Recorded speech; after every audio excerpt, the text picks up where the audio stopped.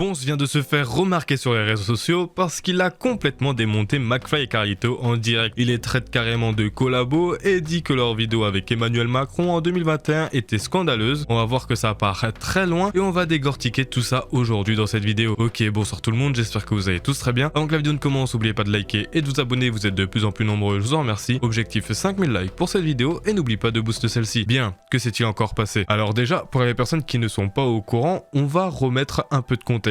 Ponce, c'est un streamer qui est connu pour avoir fait notamment un quiz hebdomadaire sur la culture générale et l'actualité d'internet. Et récemment, lors d'une de ces sessions, il y a une question qui portait sur le groupe Ultra Vomi qui était apparu dans la fameuse vidéo de McFly et Carlito avec Emmanuel Macron en mai 2021 et c'est là que tout a dérapé parce que Ponce a commencé à donner son avis sur cette fameuse vidéo et honnêtement, il n'y est pas allé de main morte. Ça, on l'oublie trop souvent d'ailleurs. Hein. On a quand même McFly et Carlito qui ont fait une vidéo avec Emmanuel Macron à quelques mois de la présidentielle pour avant son deuxième mandat quand même. Enfin, il faut quand même pas l'oublier. Ce serait cool de pas l'oublier quand même. Parce que niveau 1, des collabos on en a connu, mais ah bon, voilà, on va pas... Hein, voilà. Ah, tranquille. Ça pactise avec le diable, quoi, si je peux me permettre, sans aucun souci. Ils se sont justifiés chez JDG. Mais ils peuvent se justifier ce qu'ils veulent, ils ont sorti leur vidéo. Franchement. Ah, mais en vrai... Comment dire non? Putain, c'est le président, quoi. Il te dit... Le président, il te dit vidéo, comment tu peux dire non? Attends, c'est le président, quoi. Non, c'est un scandale. C'est un scandale. C'est vraiment scandaleux d'avoir fait ça, c'est très grave.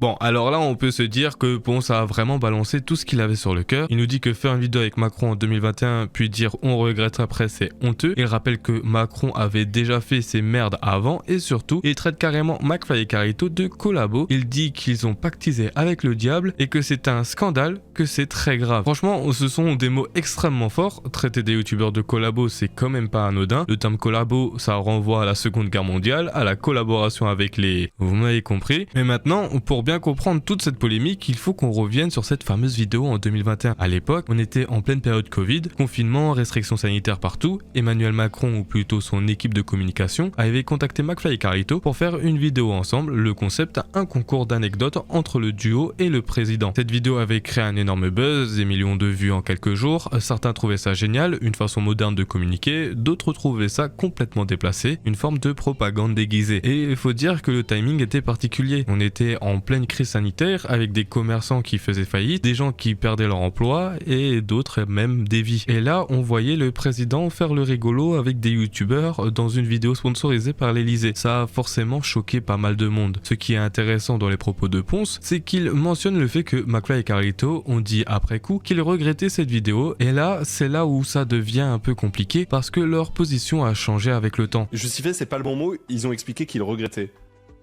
Ah bah, je vois pas dans quel monde ils auraient pu ne pas regretter. En vrai, je suis désolé, mais faire une vidéo avec Emmanuel Macron en 2020 ou 2021, je sais plus, puis après dire on regrette, c'est honteux. Parce que genre, tu le savais pertinemment, Macron, il avait déjà fait sa merde avant, tu vois. Donc c'est très grave, genre. Moi, je trouve ça grave, mais bon. Tranquille. Je trouve ça un peu grave. Puis tu regrettes et tu laisses la vidéo open, bien sûr. Évidemment. Évidemment. Bien sûr.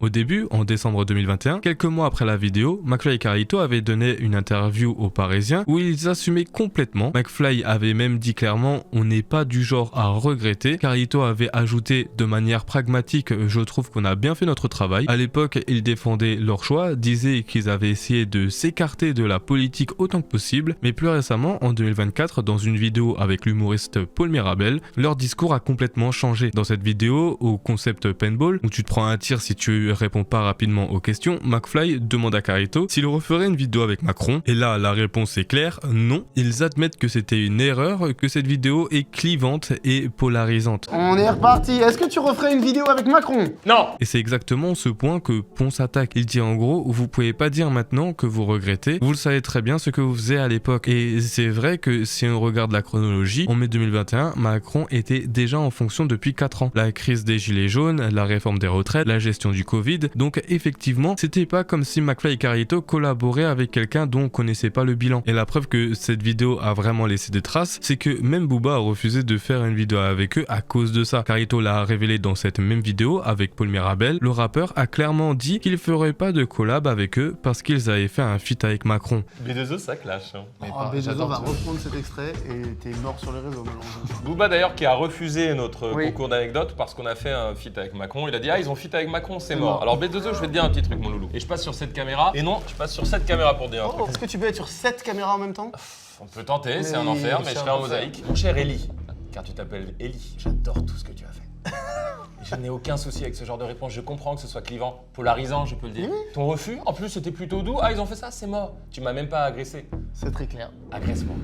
Maintenant, si on prend un peu de recul, il y a vraiment deux visions complètement opposées sur cette affaire. D'un côté, tu as les personnes qui pensent comme Ponce. Pour eux, McFly et Carlito ont trahi leur audience. Ils ont utilisé leur influence pour faire de la propagande politique à un moment où beaucoup de Français galéraient vraiment. Quand tu es youtubeur avec une grosse audience de jeunes, tu as une responsabilité. Tu peux pas juste accepter n'importe quelle collaboration pour des vues. De l'autre côté, tu as les personnes qui trouvent que Ponce exagère. Pour eux, McFly et Carlito ont juste fait leur métier de créateur. Ils ont eu l'opportunité de faire une vidéo avec le président. Pourquoi refuser? C'était une vidéo de divertissement, pas une vidéo politique, et venir les traiter de collabo, c'est complètement disproportionné. Au-delà du cas spécifique, cette affaire soulève une vraie question. Quelle est la responsabilité des créateurs qui ont une grosse audience? Quand tu as des millions d'abonnés, surtout si ton audience est jeune, tu as forcément une influence. Est-ce que ça veut dire que tu dois refuser certaines opportunités parce qu'elles pourraient être mal perçues? Parce qu'on vit dans une époque où les politiques vont sur les plateformes de youtubeurs, des streamers, pour toucher un public plus jeune, pour paraître plus cool, et du côté des créateurs, ça fait du buzz, énormément de vues, de la légitimité, mais est-ce que tu te ferais pas instrumentaliser comme un outil de communication politique? Maintenant, je vais vous donner mon avis, attention, c'est que mon avis, vous avez le droit d'être d'accord ou pas. Personnellement, je trouve que Ponce va clairement trop loin, traiter McFly et Carlito de collabo, dire qu'ils sont pactisés avec le diable pour une vidéo YouTube, c'est complètement disproportionné. Le terme collabo, ça renvoie à la Seconde Guerre mondiale, comparer ça à une vidéo avec le président, c'est juste pas comparable. Après, je comprends la frustration, c'est vrai que le timing était particulier, que cette vidéo servait clairement les intérêts de l'Elysée. C'était pas juste du divertissement pur, l'objectif c'était de donner une image plus sympathique du président, de le rendre plus proche des jeunes. Le fait qu'ils disent maintenant qu'ils le regrettent, je sais pas trop quoi en penser. D'un côté, c'est bien qu'ils admettent avoir fait une erreur, d'un autre côté, c'est facile de regretter après avoir encaissé des millions de vues. Ce qui est sûr, c'est que cette affaire révèle un problème plus large sur la façon dont la politique utilise les nouvelles plateformes. On voit de plus en plus de politiques sur Twitch, sur YouTube, sur TikTok. Ils font des vidéos avec des influenceurs, ils essayent de paraître cool, et honnêtement, je trouve ça plutôt malsain. Ça brouille les frontières entre divertissement et politique. Voilà de ce qui est de cette histoire entre Ponce et McFly et Carlito. Franchement, c'est un sujet compliqué où il n'y a pas de bonne ou mauvaise réponse claire. D'un côté, on peut comprendre la colère de Ponce et le fait qu'il veuille dénoncer cette collaboration. De l'autre, traiter des youtubeurs de collabo pour une vidéo divertissante, même avec une dimension politique, c'est quand même aller trop loin. Les mots ont un sens et utiliser des termes aussi lourds, c'est pas anodin. Ce qui est certain, c'est que ça soulève des vraies questions sur la responsabilité des créateurs, sur l'utilisation des plateformes par les politiques et sur la frontière entre divertissement et politique, et ce débat est loin d'être terminé. Vous, dites-moi ce que vous pensez de tout ça en commentaire et n'oubliez pas de liker et de t'abonner.